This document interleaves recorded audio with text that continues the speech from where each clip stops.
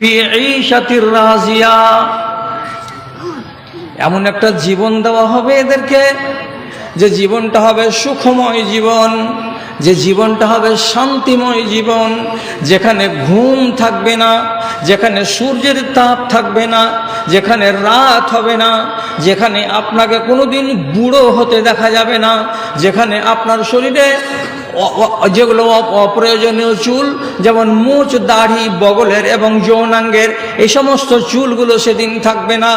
আপনি তরতাজা জোয়ান হয়ে থাকবেন।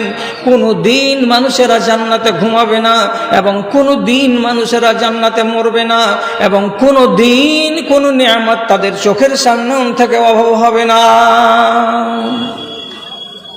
এই কোন হায়াত এবং কোন জিন্দেগি আল্লাহ তাআলা দিতে চাইলেন আপনাকে?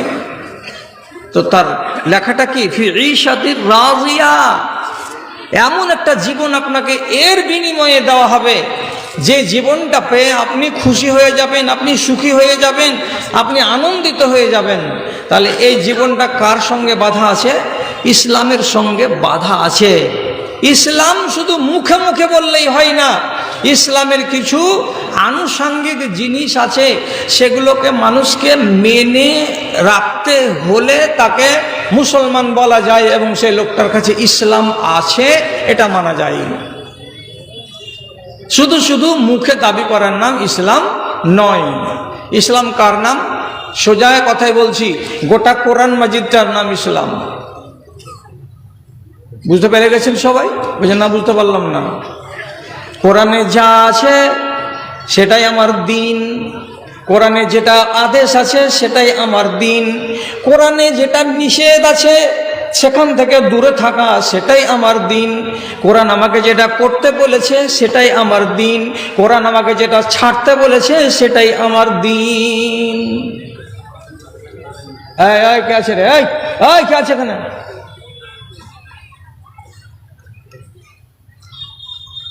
পাথরের মতো চুপ থাকো, একদম স্ট্যাচুর মতো চুপ থাকো, আওয়াজ যেন শুনতে না পাই আমি কাউরি। তো এর বিনিময়ে যেমন আল্লাহ আপনাকে সুন্দর একটা বিনিময় দান করবেন, তা আপনাকে এই দুনিয়াতে আরামে সুখে এই দিনকে নিয়ে বাঁচতে দেওয়া যাবে না। তার জন্য আল্লাহ তাআলা এক গাদা দিনের দুশ্মনের মাঝখানে আপনার মতো দিনদারটাকে খাড়ো করে রেখেছেন। যেদিকে তাকাবেন দুশ্মন, যেদিকে নজর দিবেন এই দিনের দুশ্মন দেখতে পাওয়া যাবে। আর এই দুশ্মনদের হাত থেকে নিজেকে বাঁচাতে হবে, নিজের ইমানকে বাঁচাতে হবে, আর বাঁচিয়ে কবরে যেতে হবে। তাহলে আপনার জন্য কি আছে? ফি ঈশাতির রাজিয়া। কতটি দুশ্মন আছে আঙুলে গুনেছেন? কতটি দুশ্মন আছে জীবনে কোনো আলেমের কাছে কি জেনে নিয়েছেন? আপনার দুশ্মন কয়টা? আপনার দুশ্মন মানে আপনার ইমানের দুশ্মন কয়টা? আপনার দিনের দুশ্মন কয়টা? কে কে আপনার ইমানকে লুটে নিতে পারে আর কে কে আপনার ইমানকে আপনার কাছ থেকে ছিনিয়ে নিয়ে আপনাকে নাঙ্গা করে দিয়ে বেঈমান বানিয়ে কবরে পৌঁছে দিতে পারে? এমন দুশ্মনগুলো কে কে আছে জানেন? জানি না। জানি না তো ভালো করে শুনে রাখেন। এক নম্বর দুশ্মনের নাম হচ্ছে ইবলিস, শয়তান। ওর হাত থেকে ইমানকে বাঁচাতে হবে। ও সব সময় লেগে আছে আপনার ইমানকে লুটে আপনার ভোল্টেজটাকে কমাতে। আর যদি কমাতে পারে তাহলে নিজের সঙ্গী বানিয়ে নিল। কিয়ামতের দিন জাহান্নামে যখন যাবে তখন আমার মতো জাত ভাইগুলোকে হাজার হাজার লক্ষ লক্ষটা সাথে করে নিয়ে যাবে। এই জন্য পহিলা নম্বর শয়তান হচ্ছে আমাদের জাত দুশ্মন। আল্লাহ কোরআনে বলে দিয়েছেন, ইন্নাশ শাইতানা লিল ইনসানি আদুউম মুবিন। একটা মানুষের যদি নমাজ নষ্ট হয়ে যায় তাহলে ও রসাতলে গেল। নমাজ লোকটা পড়ে, কিন্তু লোকটার নমাজটাকে নষ্ট করে দিব আমি কিংবা আর কোনো মানুষ, এক কথাই নমাজটাকে বরবাদ করে দিতে পারলেই ইবলিস শয়তান খুশি। তো ইবলিসের কাজ আপনার শত্রুতা করা। তখন আল্লাহ তাআলা কোরআন মাজিদে বলছেন, দেখো তোমার ইসলামকে তুমি বাঁচাবে কেমন করে, তো চিন্তা করো। তোমাকে নমাজে পর্যন্ত রেহাই দেবে না কে? তো তোমার এই জানি দুশ্মন, তোমার এই জাত দুশ্মন ইবলিস শয়তান। সবটি মানুষের জানা আছে, সবটি মানুষ আপনি জানেন। কোরআনের একটা আয়াত পড়ছি আর পড়ে আপনি তর্জমা করে দিচ্ছি। আপনি নামাজে দাঁড়িয়েছেন, আল্লাহু আকবার বলে, তারপরে সানা পড়লেন, তারপরে আলহামদুলিল্লাহ পড়লেন, তারপরে আরেকটা সূরা পড়লেন, এক রাকাত হলো। ইতিমধ্যেই আপনি মনে মনে বলছেন, মাগরিবের নামাজে খাড়া হয়েছিলাম তো 2 রাকাত পড়া হয়েছে, দ্বিতীয় তাশাহুদের জন্য উঠতে হবে।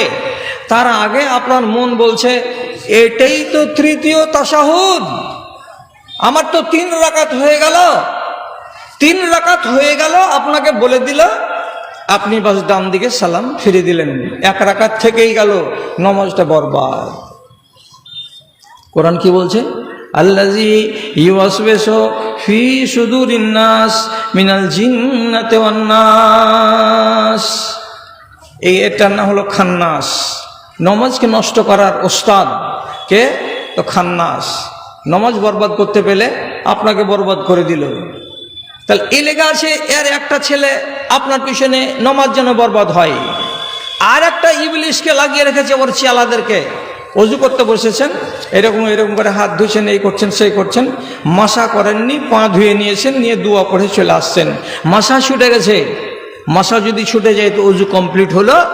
অজু যদি কমপ্লিট না হয় তো নামাজ হবে লা সলাতা লিমান লা ওযু আলাহু। যার ওযু ঠিক নেই তার নামাজ ঠিক নেই। তাহলে আপনার ওযুটাকে যদি নষ্ট করে দিতে পারা যায় তাহলে কামিয়াব কে? তো আপনার জাত দুশমন ইবলিশ শয়তান। এই জন্য তার একটা ছেলেকে লাগিয়ে রেখেছে, একটা ছেলে নয়, ওই ডিপার্টমেন্টে যত মিলিটারি ওর ছাড়া আছে ওগুলোর নাম হলো খিনজাব। ওগুলোর নাম হলো খিনজাব, একটা নয়। খাড়িগোপালপুরের এলাকাতে 100টা ছাড়া আছে, আমাদের মালদহ, চাচল আর হরিশ্চন্দ্রপুরের থানায় হাজার হাজার ছাড়া আছে, আমাদের শামসিতেও 10-12টা আছে। ও কি করে? শুধু উজুতে বসেছে তা আপনাকে ভুলিয়ে দেবে, আর ভুলিয়ে দিয়ে উজুটাকে নষ্ট করে দেবে। অজু নষ্ট তো নামাজ নষ্ট। এটা হলো আপনার 1 নম্বর দুশ্মন। এর থেকে আপনাকে সাবধান থাকতে হবে। ওর ইচ্ছাটাই হলো কি তোমাকে ভুল করাবো, আর ভুল করিয়ে তোমার পাপের পাল্লা ভারী করব। আর তোমার পাপের পাল্লা যদি ভারী হয়ে যায় তাহলে তুমি আমার সাথী, আর তোমাকে আমি সাথী বানাতে গেলে আমি কামিয়াব আল্লাহর সাথে। এটাই আমার কথা হয়ে আছে। জি, তাহলে 1 নম্বর শয়তান। আর বলছেন এই সম্বন্ধে 2 নম্বর শয়তান। শয়তান তো নয়, 2 নম্বর দুশ্মন। আঙুলে গুনেন। কোন সময় আপনার ইসলামের এবং ইমানের জন্য দুশ্মন হয়ে যেতে পারে কে? আপনার বাপ। কোন সময় দুশ্মন হয়ে যেতে পারে আপনার মা। কোন সময় আপনার ইমানের দুশ্মন হয়ে যেতে পারে আপনার বেটা। কোন সময় আপনার ইসলামের দুশ্মন হয়ে যেতে পারে আপনার বিবি। কোন সময় দুশ্মন হয়ে যেতে পারে আপনার ধন এবং সম্পদ।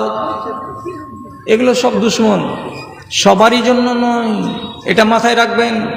সবারই জন্য নয়, কাউরি জন্য এগুলো শত্রু। এরা আপনার ঈমানকে, আপনার দ্বীনকে বরবাদ করে দিতে পারে, সে যোগ্যতা আল্লাহ তাআলা তাদের ভিতরে দিয়েছেন। যদি এমন হয়ে যায় যে আমার বাপ দুশ্মন হয়ে গেছে, কি করব আমি? 2টা অপশন, হয় বাপ দেখো আর না হয় ঈমান দেখো। যদি বলে ঈমান দেখো, বাপ ছেড়ে দিতে হবে। একদিকে বেটা, একদিকে আপনি, অর্থাৎ আপনার ঈমান। যদি দেখা যায় বেটাকে যদি আমি দেখি তাহলে আমার ঈমান যাবে, আর ঈমানকে যদি দেখি তো বেটা মাইনাস হবে। কোনটা করবেন? আপনার নিজের ইচ্ছা। এত বেশি লম্বা করে ভাবিয়েন না। ঈমানটা ড্যামেজ হচ্ছে, আর দিনের দিন আরো হবে।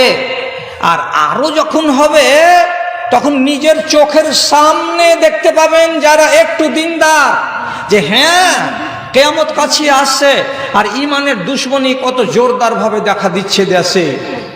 আপনাকে যদি দেখাই উদাহরণস্বরূপ, যে মৌলভী সাহেব এগুলো কি হবে? হাদিসের ভিতরে লেখা আছে, লা তাকুমু সাআতু হাত্তা ইয়াতাসাফাদুন নাসু তাসাফুদাল হামিরে। কিয়ামত অতদিন কায়েম হবে না যতদিন পর্যন্ত তোমরা দেখতে পাবে না কি জিনিস? ছেলে এবং মেয়ে, যুবক এবং যুবতী, নর এবং নারী রাস্তা দিয়ে চলছে। তো রাস্তা দিয়ে চলার কালে কেমনভাবে চলছে? তো রাসূলুল্লাহ বলছেন, গাধা যেমন করে চলে ওই রকম করে চলছে। গাধা কেমন করে চলে? গাধা যখন এক পাল একসঙ্গে চলবে, তখন একটা গাধা আর একটা গাধার গায়ে গা লাগাবে, একটা গাধা আর একটা গাধার গাকে কামড়াবে, একটা গাধা আর একটা গাধার পেছন দিকে কামড়ে দেবে। গাধা এমনই জানোয়ারের জানোয়ার, যদি তারা পালে থাকে তো তারা স্থির হয়ে হাঁটবে না, একজন আর একজনকে কামড়াবে, একজন আর একজনকে ধাক্কা দেবে, একজন আর একজনকে হুড়া মারবে। এইরকম গাধা যেমন চলে বেড়ায় গায়ে গা লাগিয়ে কামড়া কামড়ি করে চলে, ঠিক সেই রকমই যেদিন তোমরা দেখতে পাবে তোমাদের দেশের ছেলেরা এবং মেয়েরা এমনভাবে চলছে, গাধার মতো করে চলছে, মানে হাত ধরাধরি করে চলছে, গায়ে গা লাগিয়ে লাগিয়ে চলছে, ঠেসাঠেসি করে চলছে, কামড়া কামড়ি করে চলছে, এমন দৃশ্য যদি দেখতে পাও তো জানতে হবে ইমানের 12টা বেজে গেছে এবং কিয়ামত কাছে আসছে। তাহলে সেই যুগে আপনার ইমান বাঁচানোটা কঠিন হয়ে যাবে, কঠিন হয়ে যাবে। হাদিস থেকে বলছি, এমন পর্যন্ত পরিস্থিতিরা দাঁড়াবে কি, দিনের বেলায় রাস্তার কিনারায় ইফতারেশ্বর রাজল মা ইমরাতিন, একটা যুবক ছেলে একটা যুবতী নারীর সাথে রাস্তার কিনারায় একেবারে খোলাখুলি জায়গাতে তারা বসে বসে, তারা শুয়ে শুয়ে তারা নিজেদের মনের বাসনাকে পূরণ করবে। যদি বসেই থাকে তো গায়ে হাত দিয়ে তারা নিজেদের আমোদ প্রমোদে ব্যস্ত থাকবে। তারা যদি প্র্যাকটিক্যালে যায় তো সেটাও তারা করবে। কোথায়? তো বলছে রাস্তার কিনারায়। তো সেই যুগে কি একটাও ইমানদার থাকবে না? তো রাসূলুল্লাহ বলছেন, ওই যুগে যেই ইমানদারগুলো থাকবে 2-4টা, তো তাদের ইমানের ভোল্টেজটা কতটা থাকবে? তো তাদের সাহস থাকবে না যে তাকে গিয়ে বলে, এই বেটা তুই রাস্তার কিনারায় এগুলো কি করছিস, থাপড়িয়ে লাল করব, এটা কথা বলার হিম্মত হবে না। কিংবা গিয়ে বলতে পারবে না মেয়েটাকে ধরে নিয়ে, এই তুই কার বেটি, তোকে জুতিয়ে সোজা করে দেব, এমন কথা বলার হিম্মত হবে না।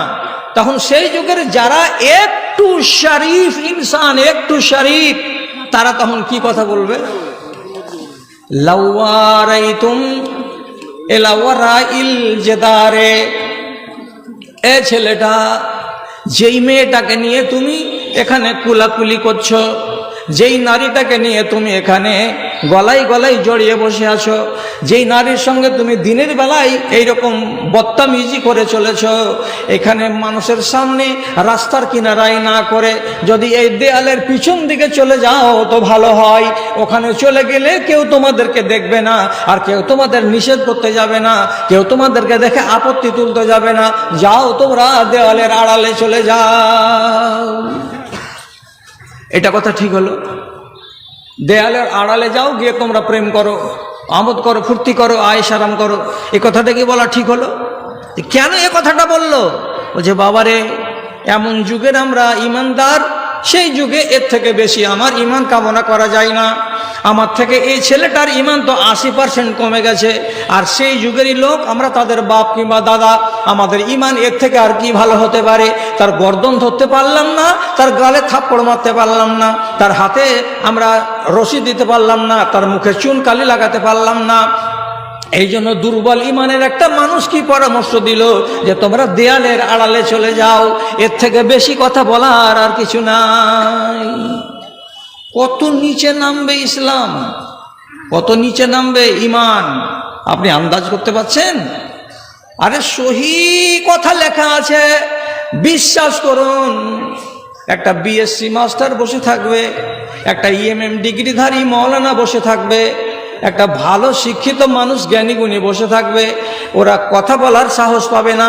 রাসূলুল্লাহ বলছেন ওয়াতান্তে কোরওয়াই বাজাতো, একটা মাথা মোটা একটা উঁচা একটা নজওয়ান ছেলে, লেখা নাই, পড়া নাই, শিক্ষা নাই, দীক্ষা নাই, হয়তো জিন্দাবাদ করার ক্ষমতা আছে, হয়তো কোনো পার্টির পতাকা হাতে নিয়ে হুড়াহুড়ি গুতাগুতি করতে পারে, এমন একটা বুদ্ধু, এমন একটা মাদ্ধা, এমন একটা জ্ঞানহীন ছেলে, সেই বেশি দাপটে কথা বলবে। আর মাওলানাদেরকে কথা বলতে দেবে না, মাস্টারদেরকে কথা বলতে দেবে না, আর নিজের সিয়ানাগিরি দেখিয়ে বলবে তোমরা কি বুঝো হে, আমরাই তো বেশি কথা বুঝি। যাদের আক্কেল মোটা, যার কাছে বিদ্যা নাই, সেই মালিক হয়ে বসবে আর সেই বেশি দাপট দেখাবে, আর তার কথাটাই চলবে সমাজে। আমার কথা চলবে না, আপনার মতো বিদ্যান, আপনার মতো মাস্টারের কথা চলবে না। তাহলে দিন এবং ইমান মানুষের আস্তে আস্তে নামতে নামতে কত নিচে নামবে আপনি বিশ্বাস করতে পারছেন না। এরা সব দুশ্মন হয়ে যাবে আপনার, আপনার বাড়িতে আপনার বেটি, আপনার বাড়িতে আপনার বউ, আপনার বাড়িতে আপনার বেটা, এগুলো সব এক আস্তে আস্তে একটা স্তর আছে, সেই স্তরে এসে কি হয়ে যাবে, এরা সব শত্রু হয়ে যাবে। রাসূলুল্লাহ মিথ্যা কথা বলেছেন? খাঁটি সত্য কথা। এমন একটা দিন আসবে, সেই দিন একটা ইমানদার মানুষ নিজের ইমানটাকে বাঁচাবার জন্য, নিজের ইমানটাকে শুধু বাঁচাবার উদ্দেশ্যে যদি বলে যে আমি গ্রামে থাকবো, গ্রামে থাকতে পারবে না, পারবে না। যদি থাকে ইমান বাঁচবে না। উদাহরণ, ছেলে দুটো মেয়েকে নিয়ে চলে এলো বাড়ি, ঘরের ভেতরে বসে বসে চা খাচ্ছে, পান খাচ্ছে, নাস্তা করছে। বাপ যদি বলে এ মেয়ে দুটা কে রে, এটা তো একটাও বৌমা নয় আমার, তো বাপ যদি শুধু জিজ্ঞেস করে যে মেয়ে দুটা কে, ছেলে বাপের চামড়া তুলে দিবে। তুই কে ট্যাপার ট্যাপার করনেওয়ালা, আমি কাকে এনেছি না এনেছি, আমার এগুলো বান্ধবী। তো বান্ধবীদেরকে বাড়ি এনে ঘরের কোণে বসে বসে তুই খাবি, আর এত বড় ফাঁসে কি কাজ হবে? আমি বাপ যদি একটু প্রতিবাদ করতে যাই তো ছেলে থাপড়ে লাল করে দেবে কাকে, তো বাপকে। বাপের হিম্মত হবে না কথা বলার। দিন চলে আসছে, বেটি সাথে করে আসবে কোনো অচেনা ছেলেকে, আপনি যদি একটু জোর করে বলেন এটা আজনবী ছেলে, তোর সাথে কেন? তো বেটি বাপকে জ্ঞান দিয়ে বলবে বাপু ভদ্র হও, আমরা সভ্য যুগের লোক, তোমরা আদি যুগের মানুষ, আমরা এখন ভদ্র যুগের মানুষ। এই ছেলেটার সাথে আমি লেখাপড়া করি, এই ছেলেটা আমার ক্লাসমেট, ওর নোট আমি নিই, আমার নোট ও নেই, আমরা আদান প্রদান করি সব লেখা আর পড়া, কথা আর বার্তা, আপোষের ভেতরে আমাদের তালমেল ভালো আছে। এত হারামি কাজ স্পষ্ট মেয়ে স্বীকার করবে। আর আপনি যদি মেয়েকে বলেন খবরদার আমার বাড়িতে এ কাজ করা চলবে না, আর এ কাজ করা চলবে না বলতে গেলে মেয়ে আপনাকে এমন শাসিয়ে দেবে আর দিয়ে আজে বাজে উদ্ভট কথা বলে আপনার সত্যানাশ করে রেখে দেবে। চোখে দেখবেন আর বাড়িতে থাকবেন, ব্যাটার অন্যায়গুলোকে চোখে চোখে দেখবেন আর বাড়িতে থাকবেন, ইমান বাঁচবে? বাঁচবে না। রাসূলুল্লাহ আগেই বলে দিয়েছেন, সহি কথা বলেছেন, এত টাটকা কথা, এই কথাগুলোর মূল্য দিতে আমরা পারবো না। রাসূলুল্লাহ বলছেন, হাদিসে ইমাম বুখারী লিখেছেন, বাবুন আল ফিরারু মিনাদ দ্বীনি, মানুষেরা নিজের ইমানকে বাঁচাবার জন্য বাড়িতে থাকবে না, পালিয়ে যাবে। কোথায় পালাবে? বলছে কোনো এক পাহাড়ের কিনারায় চলে যাবে। আর কি নিয়ে যাবে? 3টা 4টা 5টা 6টা 10টা যদি ছাগল থাকে কিংবা ভেড়া থাকে, ছাগল ভেড়া কয়টাকে নিয়ে পাহাড়ের কিনারায় চলে যাবে। বাবুরের গাছে সুতলি দিয়ে চাদর টাঙিয়ে একটা ছায়ার ব্যবস্থা করবে, আর ওখানে ভেড়ি চড়াবে, ছাগল চড়াবে, তাদের দুধ পান করবে এবং সেখানে রাত কাটাবে, সেখানে দিন কাটাবে। যদি এমনটা না করা যায় তাহলে পরে ইমান গ্রামে থেকে বাঁচানো যাবে না। আর ইমান বাঁচাতে যদি চাই তাহলে আমাকে নির্জনেই যেতে হবে। গ্রামে যদি থাকি আমার ইমান ছেলে বাঁচতে দেবে না, বিবি বাঁচাতে দেবে না, আমার আউলাদেরা বাঁচাতে দেবে না। আর আমি আমার ইমানকে বাঁচাবো, তার জন্য এদেরকে ত্যাগ করে দিয়ে চলে এসেছি কোথায়? তো পাহাড়ের কিনারায়। জি, অথচ মানুষের এইগুলো কথা মানতে কষ্ট হচ্ছে। ছেলে কি করে আমার ইমান কাটতে পারে? মেয়ে কি করে আমার ইমান কাটতে পারে? বিবি আপনার ইমান কি করে কাটতে পারে? গত মাত্র 5 দিন আগেকার কথা বলছি, মাত্র 5 দিন আগেকার কথা। গ্রামের নাম বলবো না, শুধু জেলার নাম বলছি, কাটিহার। 3 ছেলের মা একটা সামান্য কথা নিয়ে স্বামীর সঙ্গে জেদাজেদি করতে লাগলো। কি জেদাজেদি? তুই কেন 4 ছেলের মা উমুকের বেটাকে থুবড়া খাওয়াবি? এগুলো বাচ্চাদের কাজ। স্ত্রী বলছে মেয়ে ছেলে পিলা খাওয়াবে, 4 ছেলে হোক নেই 12টা ছেলে হোক, তোমার তাতে কি? স্বামীর জিদ চলে আসলো, না যেতে হবে না, এটা কাজ করা ঠিক হয়নি। না ঠিক হয়েছে, ওরা আমাদের সমাজের লোক, আমাদের জামাতের লোক, আমি খাইয়ে এসেছি তো কি হলো, আমি তার কোনো পাপ করিনি, এই করিনি সেই করিনি। কথা বাড়তে বাড়তে বাড়তে বাড়তে এত দূর হলো যে রাগের জ্বালায় তালাক দিয়ে দিল। 1 তালাক দেওয়ার পরে যখন 23 দিন হয়েছে তখন মিয়া আর বিবির চুলকানি শুরু হয়েছে। ই বলছে আমি কি করবো, আর ও বলছে আমি কি করবো।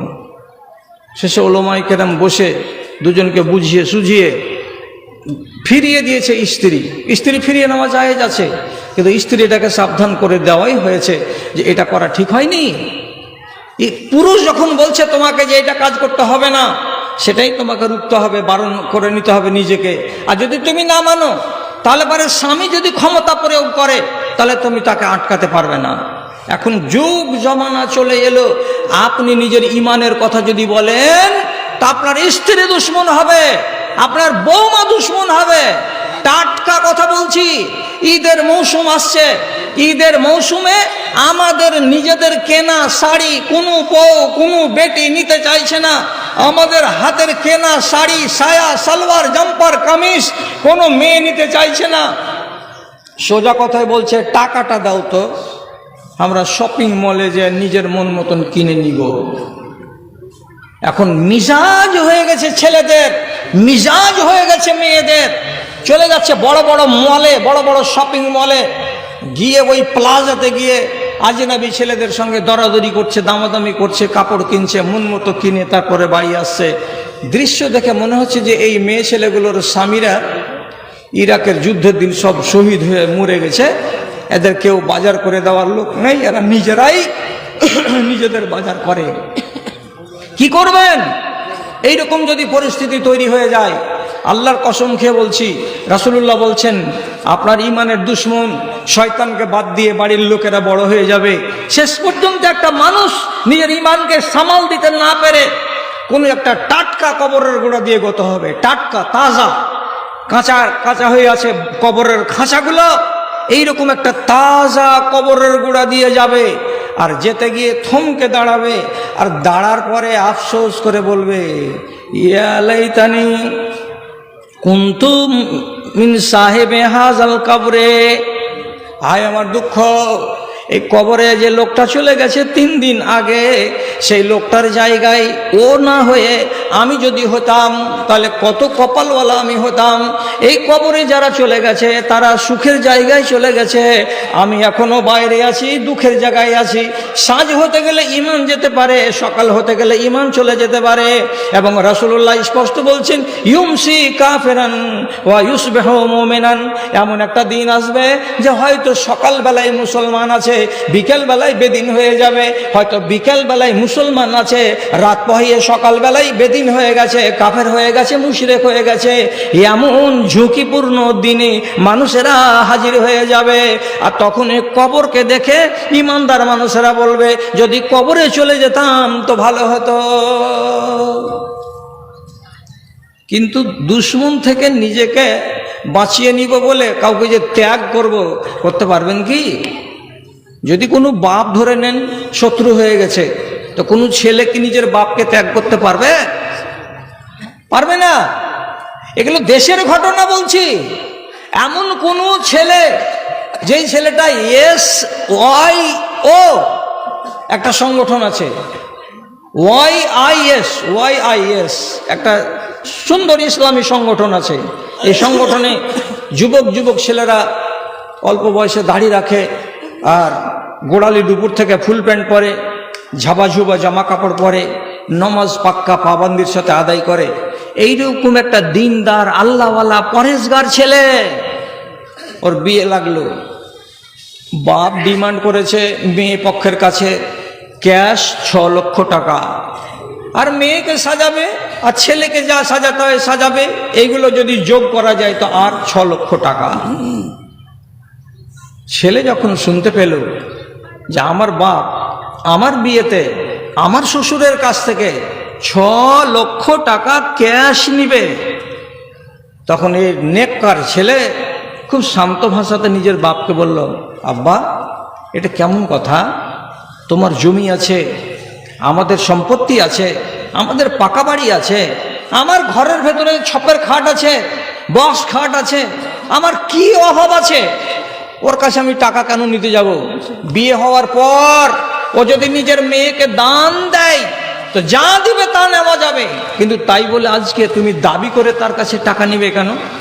এই বিয়ে আমি করব না, এই বিয়েতে আমি রাজি নই। যখন 6 লক্ষ টাকার জিদ বাপ ছাড়তে পারলো না, তাহলে জেনে নিতে হবে এই যুবক ছেলেটার ঈমানের সামনে শত্রু হয়ে দাঁড়িয়েছে কে? তো তার বাবা। এখন কি করতে হবে? একদিকে আছে ঈমান, একদিকে আছে বাবা। দুইটা অপশনের ভেতরে কোনটা আপনি বাছাই করবেন?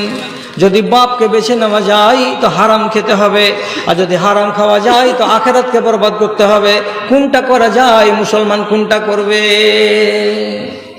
শাবাশ, শাবাশ ওই ছেলেকে। বাপকে বলে দিল আমি 1 কানা কড়ি নিয়ে বিয়ে করব না। বাপ বলে দিল যে আমার বাড়িতে তোর ঠাঁই হবে না। বিয়ের দিন আছে আগামী মঙ্গলবার, হয় বিয়ের জন্য তৈরি হ, আর না হয় মঙ্গলবারের দিন যেন তোকে বাড়িতে দেখতে না পাই। ছেলে আউট হয়ে গেল। আল্লাহর মেহেরবানি কিছুদিন পর দিল্লি খেটে খুটে এমন একটা ভালো ধরনের চাকরি পেল, সুন্দর চাকরি, প্রাইভেট চাকরি। সে চাকরিতে 80-90 হাজার টাকা মাস কামাই করে দিল্লি থেকে একটা বউ নিয়ে এসেছে। এমন একটা ইমানদার ঘরের বেটিকে, ইমানদার ঘরের মেয়েকে নিয়ে এসেছে বিয়ে করে। যে ইমানদার মেয়ে বাড়ি এসে ওকে যদি বলছে এটা আমার ভাই হলো, এটা আমার ছোট ভাই, তো ছোট ভাইয়ের কাছে যে মুখকে এরকম করে ঢেকে বলছে আসসালামু আলাইকুম। ছোট ভাই, এই দেশের ছোট ভাই যেমন হয়, ভাবি মুখ খোলো না জি, তোমার মুখ দেখতে পাই না যে জি। এদেশের দেওয়াররা হলো ভাবির পার্শ্বে, আর গঞ্জেলায় বসে বসে রুটিতে লবণ ঠুকে ঠুকে খাওয়া দেওয়ার। বলছে ভাবি মুখ খোলো না যে, মুখ কেন দেখতে পাই না জি? তো বলছে না, এটা আল্লাহর শরিয়তে হারাম। তুমি আমার দেওর হলে বলে পরিচয় হলো, তোমাকে সালাম দিলাম, তোমাকে দেওর বলে মেনে নিলাম, এর বেশি নয়। একটা ইমানদার বউকে নিয়ে ছেলেটা করে খাচ্ছে। তাহলে দুশ্মনকে কি করেছিল ছেলেটা? ইমানের দুশ্মনকে লাত মেরে দিয়েছিল। আপনি পারবেন? এই যুগের লোক ইমানের দুশ্মনকে লাত মারতে পারবে? নিজের বাবাকে লাত মারার মানে এই লাত নয়, লাত মারার মানে তুমি বাদ, তোমার আমি ধার ধারি না, তোমার জমির আমি পরোয়া করি না, আমি আমার ইমানকে পরোয়া করি।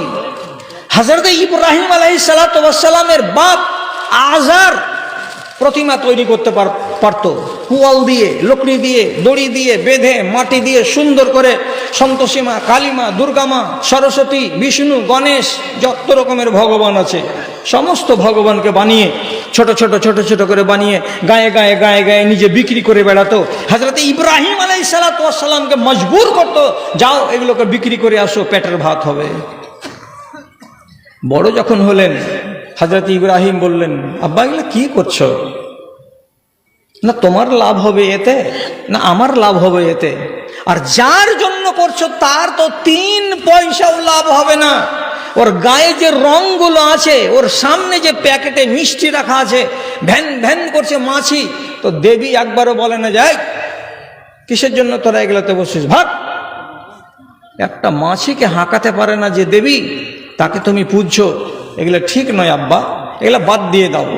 বহুবার বুঝালেন, বহুবার বুঝালেন, শেষ পর্যন্ত হযরত ইব্রাহিমকে তার বাপ কি বলছে, আরাগিবুন আনতা আন আলিহাতিনা ইয়া ইব্রাহিম। এ বেটা ইব্রাহিম, তুমি কি আমাদের খোদাকে অস্বীকার করো? তুমি কি আমাদের খোদাকে ব্যঙ্গ করো? তুমি কি আমাদের খোদাকে দেখতে চাও না? যদি এমন হয় না থামো তো লারজুমান্নাকা, আমি তোমাকে রজম করে দিব, পাথর মেরে মেরে মেরে শেষ করে দেব। হয় থেমে যাও, এগুলো করিও না, আর না হয় আমার হাতে মার খাবে। এমন মার দেব যে যেমন পাথর মেরে মেরে মানুষকে জীবন্ত মেরে দেওয়া হয়, ওই রকম তোমার দাঁত ভেঙে দেব, তোমার মাথা ভেঙে দেব, দিয়ে তোমার জীবনকে আমি সাঙ্গ করে দেব। আমি বাপ তোমাকে সাবধান করে বলছি। বাপ যখন বলছে যে তোর মাথা ফাটিয়ে দিব পাথর মেরে, তুই সর এখান থেকে, তুই বন্ধ কর এগুলো, আর বন্ধ যদি না করবি তো তোর কপাল খারাপ আছে। কি করবে এবার? একদিকে দিন আর একদিকে বাপ, দুটো জিনিস আছে। বাপকে যদি দেখি তো দিন যাবে রসাতলে, দিনকে যদি বাঁচাতে হয় তো বাপকে ফেলে দিতে হবে রসাতলে। কোনটা করা যায়? আল্লাহর কোরআন বলছে এই কথাটাই, ইয়াওয়াদুনা মান হাদ্দাল্লাহ ওয়া রাসূলহু।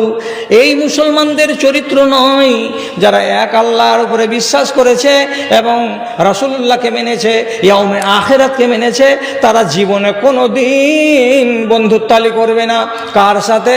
যারা আল্লাহর সঙ্গে সংঘাত করে, যারা আল্লাহর সঙ্গে ঝগড়া করে, সেটা তার বাবা হোক না কেন, সেটা তার ভাই হোক না কেন, সেটা তার বেটা হোক না কেন, কিংবা আশিরাতাহুম, তার বংশের কোনো লোক হোক না কেন, এদের সঙ্গে তারা সংঘাতে চলে যায়, বিবাদে চলে যায়, ঝগড়ায় চলে যায়। না না না, দিনকে জলাঞ্জলি দেব না। ইব্রাহিম নবী যখন বাপের পক্ষ থেকে এইরকম শাসানিমূলক কথা শুনলেন, তখন মিষ্টি ভাষাতে নিজের বাপকে ডেকে বলছেন, আতাযালাকুম ওয়া মা তাদউনা মিন দুনিল্লাহ। আব্বা, আমি তোমাকে ছেড়ে দিলাম, তোমাকে ত্যাগ করে দিলাম। তোমার মতো বাপের আমার দরকার নাই, তোমার মতো বাপের বাড়িতে আমার থাকার দরকার নাই। আমি তোমাকে বাদ দিলাম এবং ওইগুলোকেও বাদ দিলাম যেগুলোকে তুমি রোজ রোজ ডাকছো আর পূজা করছো। ওইগুলোকে আমি মানবো না, ওইগুলোকে আমি ধর্তব্যের মধ্যে আনবো না। অতএব আমি চলে গেলাম। দিয়ে শেষের বেলায় বলছেন, সালামুন আলাইকুম, সালাম দিয়ে গেলাম, চলে গেল। ইব্রাহিম নবী বাপের বাড়ি ছেড়ে চলে গেল, আর দিয়ে বলছে, আস্তাগফিরুল্লাহ লাকুম, তোমাদের জন্য মাপ চাইবো আল্লাহ তাআলার কাছে তোমার জন্য। কিন্তু আজ আমি চলে গেলাম তোমার বাড়ি ছেড়ে, কাল তুমি তোমার বেটাকে আর দেখতে পাবে না যে আমার বেটা ইব্রাহিম বাড়িতে উঠছে আর বসছে আর ঘুরছে। ভাইজান, কেন বললাম আপনাকে এই কোরআনের ঘটনাটা? তিনি পেরেছিলেন যে আমি আমার বাপকে মানি না, কেন যে মানতে গেলে আমার দিন চলে যাবে, আমি দিনকে বাঁচাবো, ইমানকে বাঁচাবো না। আপনি পারবেন? কোরআনের আইন অনুযায়ী সূরা মুজাদেলার 22 নম্বর আয়াত মূলে বলছি, যারাই আল্লাহ এবং আল্লাহ রসুলের পথে বাধা হয়ে দাঁড়াবে তার সঙ্গে আপনার সম্পর্ক ছেদ করে নিতে হবে, কোনো সম্পর্ক থাকবে না। তুমি বেটা হও তবুও, তুমি মেয়ে হও তবুও, তুমি ভাই হও তবুও, তুমি বাপ হও তবুও, কোনো সম্পর্ক রাখা চলবে না। মা যদি শত্রু হয়ে যায়, মাও তো শত্রু হতে পারে। মা তো মা, তোর পেট থেকে পয়দা হয়েছি, যদি তুই আমার দিনের রাস্তাতে বাধা হয়ে দাঁড়াবি তোকে মা বলে মানি না। স্পষ্ট কোরআনের কথা। আর যদি দেখতে চান, আপনাকে আমি দেখিয়ে দিচ্ছি। সাদ বিন আবি ওয়াক্কাস রাদিয়াল্লাহু তাআলা আনহু ঈমান আনলেন। মাটির খোদাকে বাড়িতে রেখে পূজা করা লোক ঈমান যখন নিয়ে চলে এসেছে, রসুলের সঙ্গে যখন উঠা বসা হলো, খবর পেল তার মা, তখন অন্য ছেলেকে ডেকে বলছে, আরে সাদ কি বেধর্মী হয়ে গেছে? আরব দেশের কথা, সাদ কি বেধর্মী হয়ে গেছে? ওর ভাই বলছে, কেন মা, তুমি জানো না ভাইয়ের বেধর্মী হওয়া 4 দিন হয়ে গেল? বুঝি ইন্নালিল্লাহ, আমাকে জানাসনি তোরা? সাদ যখন বাড়ি এলো সন্ধ্যাবেলায়, তখন সাদ নিজের মাকে বলছে, আম্মা খানা খেয়েছ?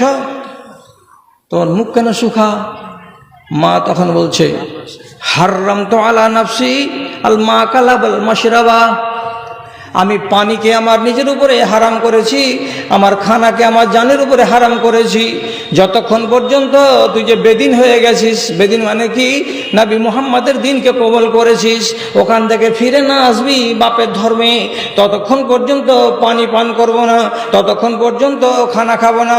আমি এইরকম ভুখ হরতাল করে বসে আছি, 12 ঘন্টা হয়ে গেল, আমি বয়স্ক মানুষ, আমার ক্ষুধার জ্বালায় পেট কিন্তু চোঁ চোঁ করছে। আচ্ছা মা, খেয়ে নাও, এগুলো জিদবাদ করে লাভ নেই, খেয়ে নাও, খেয়ে নাও। বলেছি যে খাবো না, 2বার 4বার বলে বলে এশা টাইম হয়ে গেল, মা কিন্তু খানাতে মুখ লাগালো না। রাত কেটে গেল না খেয়ে। সকাল 8টা হলো, রাসূলুল্লাহর দরবারে চলে এলেন সাদ বিন আবি ওয়াক্কাস। আসার পরে এখানে বসে তালিম নিলেন, শিখলেন, সারাটা দিন গেল। আবার সন্ধ্যাবেলায় বাড়ি গেছেন, মাকে যে বলছেন, আম্মা খানা টানা খেয়েছো তো? বলছেন না, খাইনি। মেয়েগুলোকে বলছে, রে তোরা খানা দিসনি রে? হ্যাঁ দিয়েছিলাম। ঘন্টার ঘন্টা খানা সামনে রাখা থাকলো, এক লোকমা মুখে দিল না, তখন আমরা খানাকে উঠিয়ে গিয়ে ঢেকে রেখে দিয়েছি। একই কথা, যতক্ষণ পর্যন্ত বেটা মুহাম্মদ সাল্লাল্লাহু সাল্লামের দিন থেকে বেজার হয়ে ঘুরে আমার দিনে না আসবে ততক্ষণ পর্যন্ত খানা খাবো না। দেখি ছেলে পারে কি ছেলের মা পারে, দেখি তোর জানে মায়ের নামে কোনো দরদ আসে না নাই। 3 দিন হয়ে গেল ভুখ হরতাল করা। এবার খবর যাচ্ছে সাদ বিন আবি ওয়াক্কাসের কাছে, বাড়ি থেকে নাবিদ দরবারে, ভাইজি তাড়াতাড়ি বাড়ি এসো, তাড়াতাড়ি বাড়ি এসো। কি হয়েছে? মা মনে হয় ফুরিয়ে গেল, মা মরে যাবে, মা শেষ হয়ে গেল।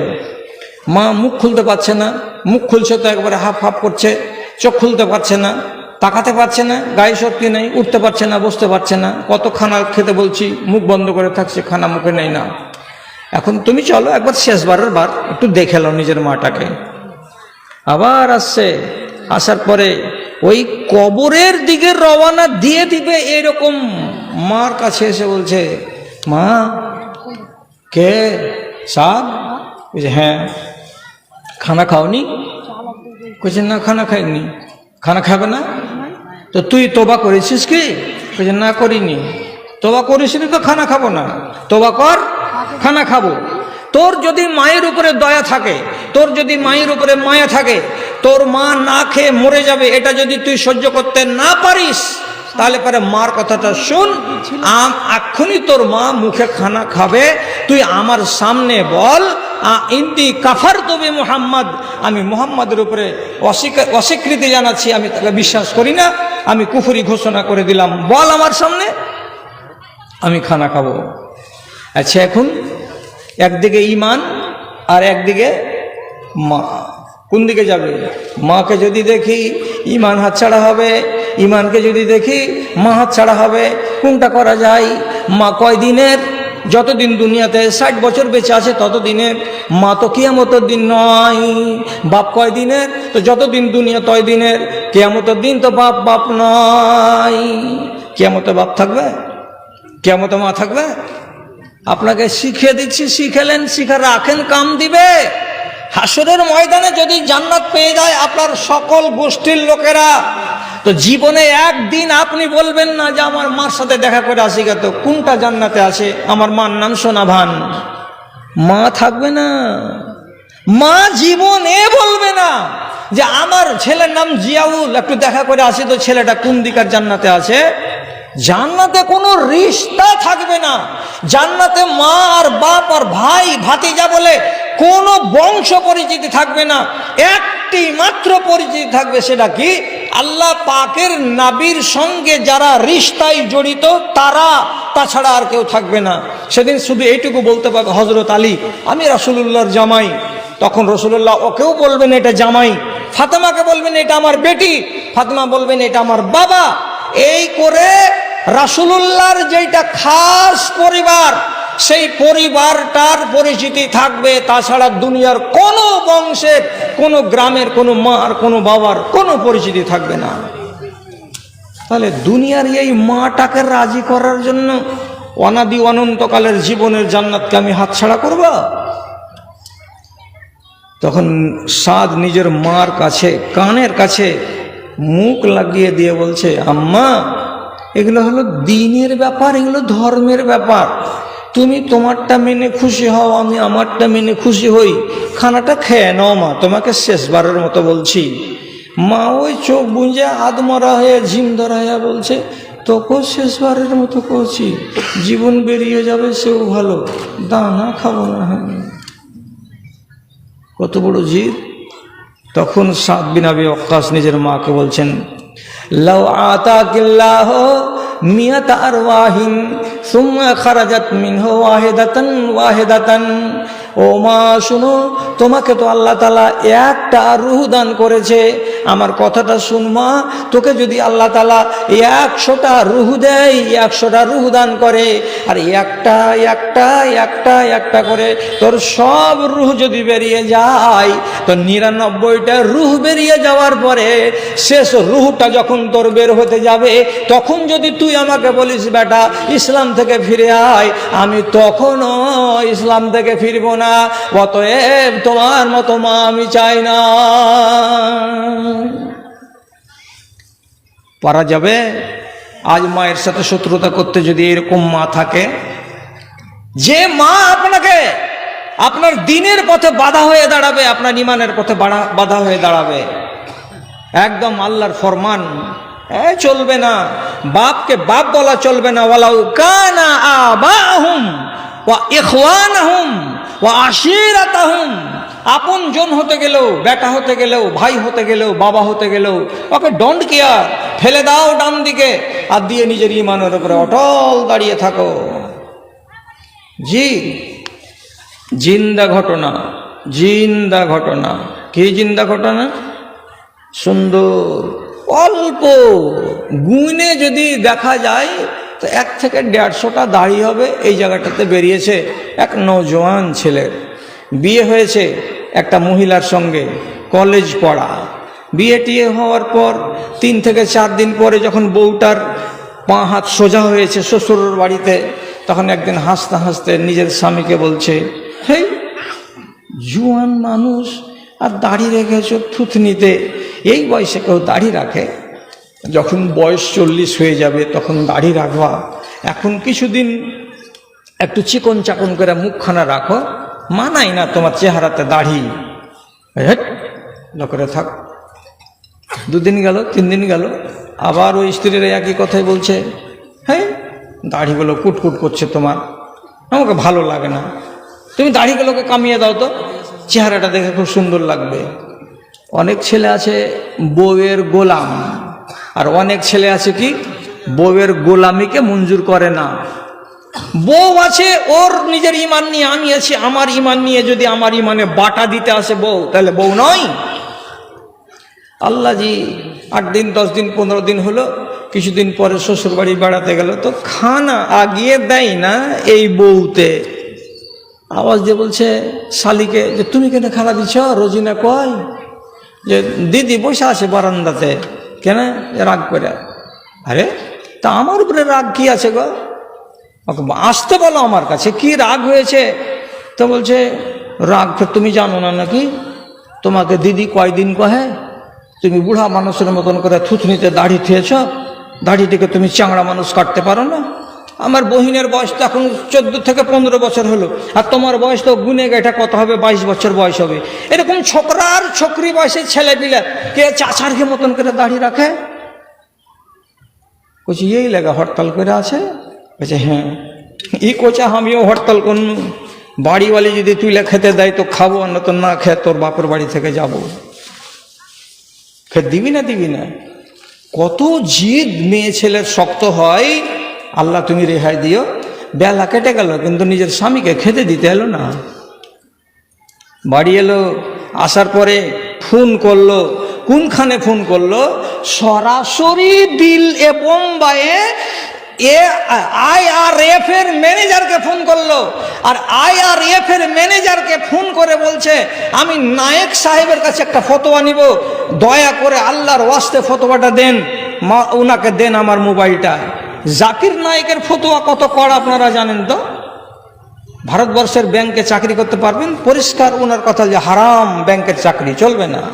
ঘুষ দিয়ে চাকরি নেওয়া যাবে? হারাম, ঘুষ দিয়ে চাকরি নেওয়া যাবে না।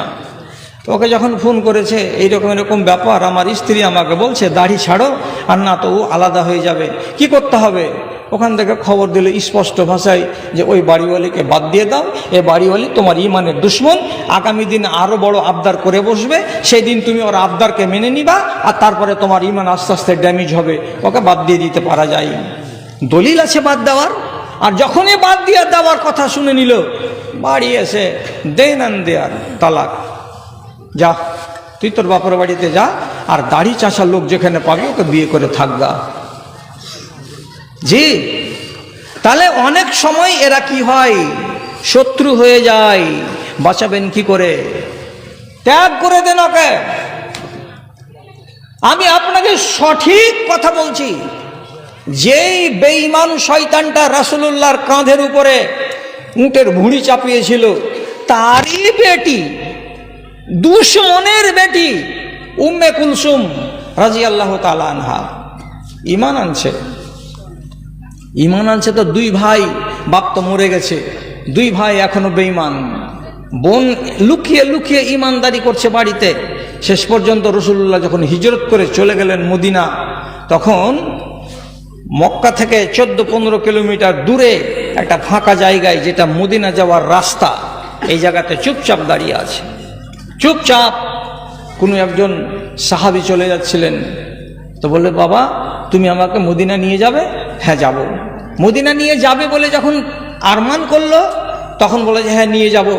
তো উকবা বিন আবি মুইতের মতো জল্লাদের মেয়ে উম্মে কুলসুমকে পৌঁছে দিল আর এক মুসলমান সাহাবী, কোথায়? তো মদিনায়।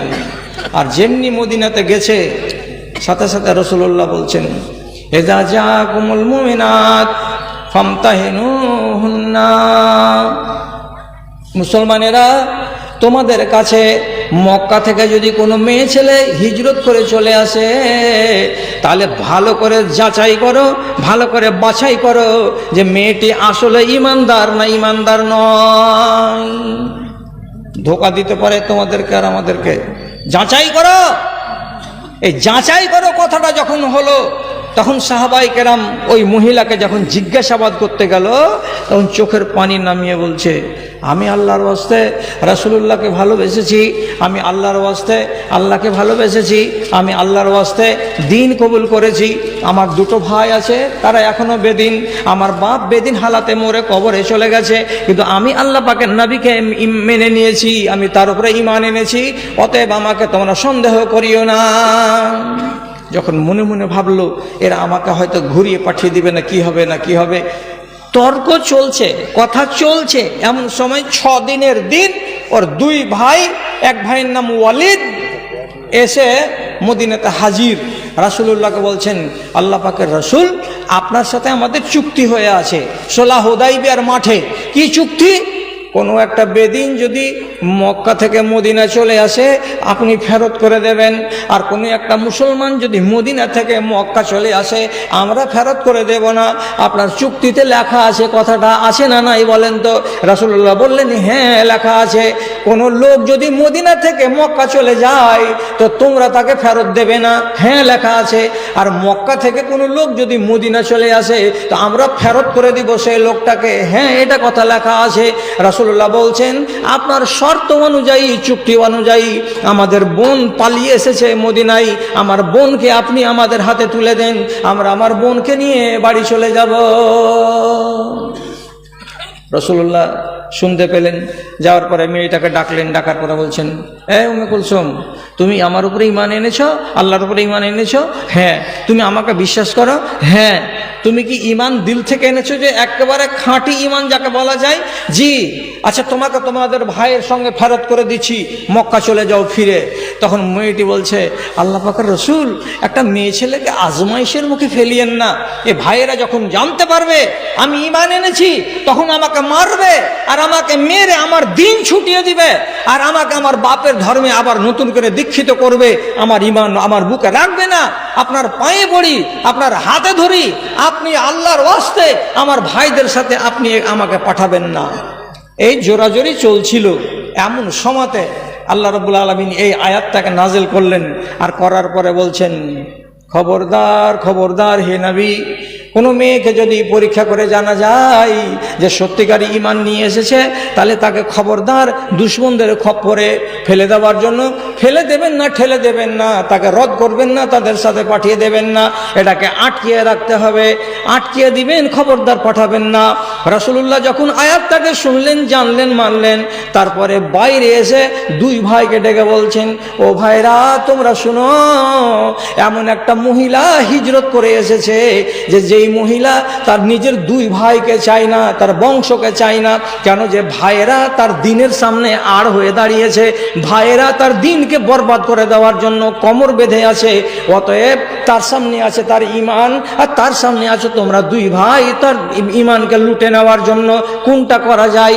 আল্লাহ তাআলা আসমান থেকে আমাকে জানালেন যে সুলাহ হুদাইবিয়ার দিন যেটা চুক্তি হয়েছিল, ওই চুক্তিটাকে ভেঙে দেন, এই চুক্তিটাকে রাখা যাবে না, এই চুক্তির ধারাটাকে বাতিল করে দেন, যে চুক্তির ধারাটা মানলাম না।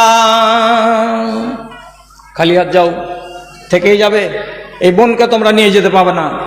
রাসূলুল্লাহ আটকে দিলেন, রাসূলুল্লাহ আটকে দিলেন মেয়েটাকে। খালি হাত এরা দু ভাই চলে গেল। কি বলে চলে গেল? যে না, আর আমাদের বোন হয়ে নাই, একে আমরা বোন বলতে পাবো না। যাওয়ার কালে চোখের পানি ঝরিয়ে বলল, বোন রে, জিন্দেগির মতন ভুলে গেলি, ভাইরাকে ভাই বলে মানতে পারলি না। তো বোন পরিষ্কার বলছে, আমার কাছে আমার ঈমান পেয়ারা, আমার কাছে আমার ভাই পেয়ারা নয়। বন্ধুরা, যদি ঈমান বাঁচাবার গরজ থাকে তো অনেক কথা আছে। দরকারে ধন ছাড়তে হবে, দরকারে মা ছাড়তে হবে, দরকারে বাপ ছাড়তে হবে, দরকারে ভাই ছাড়তে হবে, দরকার হলে দেশ ছাড়তে হবে, এবং সব আল্লাহর শরীয়তে প্রমাণ আছে। এক এক করে আপনাকে বলা যাবে, কিন্তু এত কথা তো বলার সময় নেই। ঘড়িতে বেজে গেছে রাত 1টা। এইবার কয়েকটা কলম মনে হয় দিবে নাকি, আর তারপরে ফের আবার হয়তো বলবে নাকি, আল্লাহ জানে। উঠিয়েন না, উঠিয়েন না, উঠিয়েন না। এটা কে দিয়ে গেছে? এটা ডাক্তার কসিমউদ্দিন দিয়েছে। ও 10,000 টাকা আমার হাতে দিচ্ছিল আমার বন্ধু ডাক্তার কসিমউদ্দিন সাহেব। উনি আমার হজের সাথী। তো উনি আমার সাথে গল্প করতে করতে বললেন, এটা আপনার হাতে দিব নাকি? যে আমি বললাম যে মাওলানা নাজিমউদ্দিনের হাতে জমা দিয়ে দরখাস্তটা করে দিতে হবে, আমি সেটা পরে পেয়ে যাব। তো উনি দিয়েছেন 10,000 টাকা। মাশাআল্লাহ, আলহামদুলিল্লাহ, জাযাকাল্লাহ। আল্লাহুম্মা আইয়িদহু বিল ইলমি ওয়াল হিলমি ওয়া যায়্যিনহু বিল ঈমানি ওয়াত তাকওয়া ওয়া লা তু'রিজু বিল ফিতানি ইয়া রাব্বাল আলামিন, আমিন বিরহমাতিকা ইয়া আরহামার রাহিমিন। এটাকে আচ্ছা, মাশাআল্লাহ। মাওলানা নাজিমউদ্দিন সাহেব মাদ্রাসার এখন নাজেম নাকি? কিছু নাই, মাদ্রাসার খাদেম, নাজেম নয়, খাদেম। হ্যাঁ, এখানে কতটি আছে? এখানে 10,000 আছে। নাজিমউদ্দিন মাওলানা মাদ্রাসার খাদেম।